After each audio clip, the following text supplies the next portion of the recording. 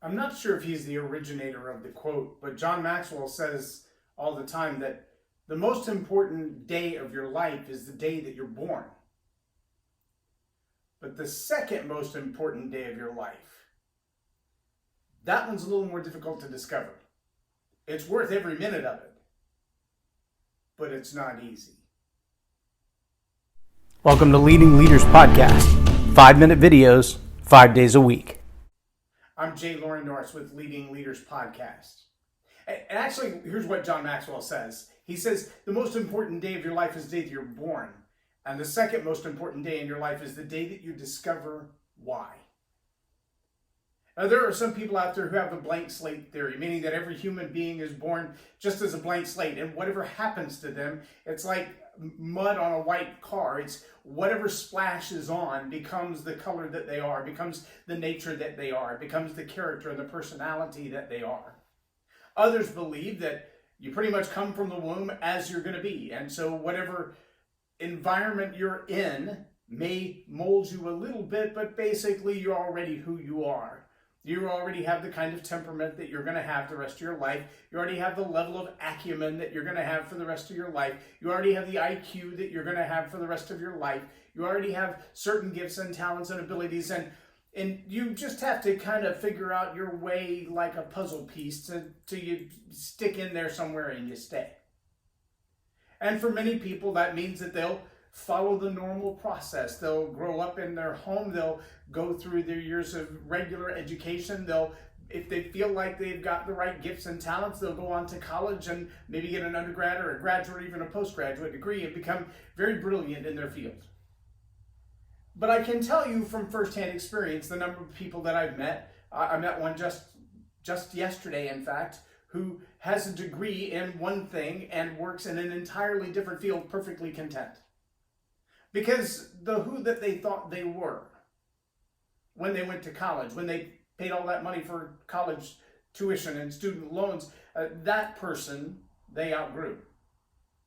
Not somebody else, themselves. They outgrew themselves. They outgrew the understanding of who they were as they got older, as they experienced life, as they went through relationships, good ones and bad ones. And now they're in a job that they're perfectly happy with, but it's not what they trained for. It's not what they went to school for. So you have to ask yourself, is that a good part of the journey or a bad part of the journey? Have they wasted the money on education, or have they finally found their calling? Is that blank slate, or is that you pretty much come into this life with everything you need? And see, that balance between the two, that really is the struggle. And the struggle along the way is awareness.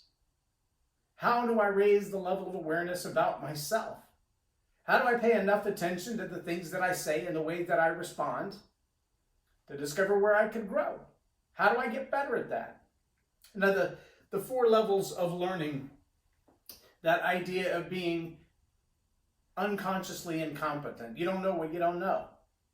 And then right after that, you get that consciously incompetent. You realize, okay, I've seen somebody do a heel kick. I've seen someone do a pirouette. I've seen someone, with a 90-mile-an-hour tennis serve. I can't do any of those. I am consciously aware I can't do any of those. Maybe it's training, maybe it's practice, maybe it's habit, maybe I just don't have the right physique for it. But I can't do any of those. I am brutally aware of my incompetence in that area.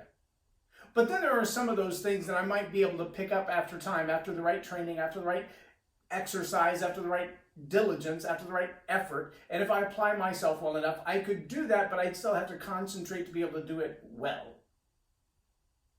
And then there are those things that either they come so naturally that I don't realize other people struggle with them, or I've worked at them until I've mastered them and it's now second nature and I can do them.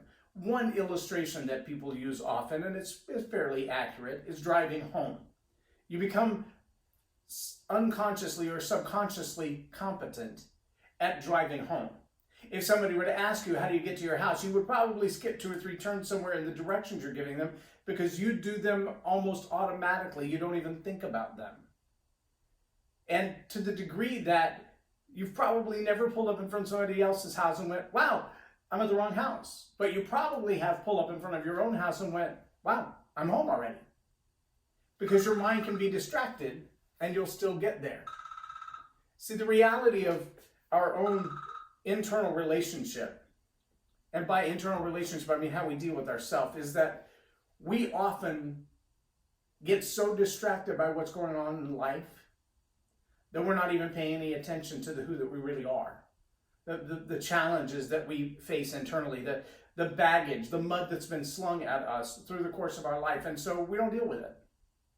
We just leave it on there and we assume that's part of our life. Well, if that was the case, everybody's cars would pretty much look the same. Everybody's life would pretty much look the same. All the pain and all the baggage and all the horrible things going on in our life would weigh us all down until we can't move. But it's also obvious that some people have moved past those things, past the things that have happened to them, past the traumas in their life, past the bad mistakes they made on their own, past their limited awareness. And they've become aware that I have a chance to grow. I have a chance to be somebody else. Now, I can tell you, as I consistently am on my own personal journey, I'm now in about the 12th year of truly applying everything that I have to becoming a better person. Right?